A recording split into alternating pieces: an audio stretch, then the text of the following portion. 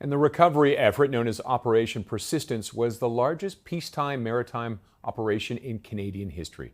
Joining us now is the man who was the on-scene commander for much of that operation, retired Royal Canadian Navy Commander Greg Aikins. Commander, thank you very much for joining us today. My pleasure.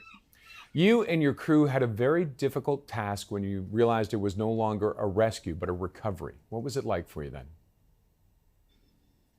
Well, it became a recovery actually before we got on scene to take over as the on-scene commander.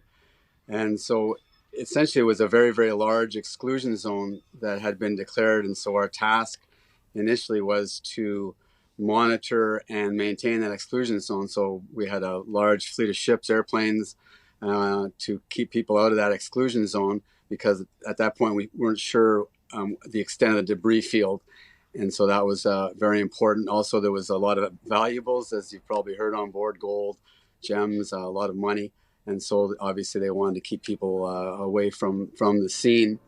And then the actual recovery effort happened. We had Canadian American divers were the primary folks involved in that. We had the American ship USS Grapple, a big salvage ship, working with us right at the scene of the crash, as well as a Canadian diving tender, the Sea Shelt.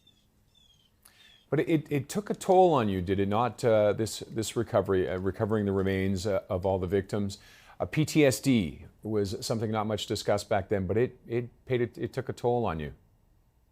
Yeah, we actually didn't know anything about PTSD at the time, and a lot of the people involved in Swissair, both at sea and ashore, and I would assume especially the divers were impacted by PTSD, and I had some issues with it myself that I didn't really know about until years later.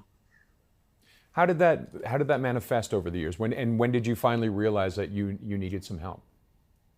It was a number of years later. I just had an increasing level of anxiety and just psychological discomfort, and so I really didn't understand what was going on. So I went and sought help, and the Navy again was just exploring this. It was new territory, but fortunately I had a great professional to work with, a guy by the name of Deanne Martel, and he was able to help me. And also I'm a Christian, and my faith helped me enormously on the recovery as well.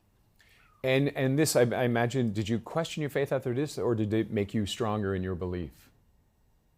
So I would have to describe myself as a lukewarm Christian at the time, and then increasingly it deepened my faith. Absolutely, I went on more of a spiritual path after that.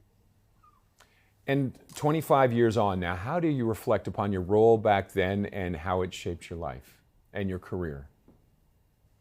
Well, I guess I was thankful to have the opportunity to lead the effort at sea, because it was an extremely complex challenge with a lot of moving pieces, and so it took all of us, all of our skills, both in the Navy, Coast Guard, the Mounties that were with us, to be able to execute the operation successfully.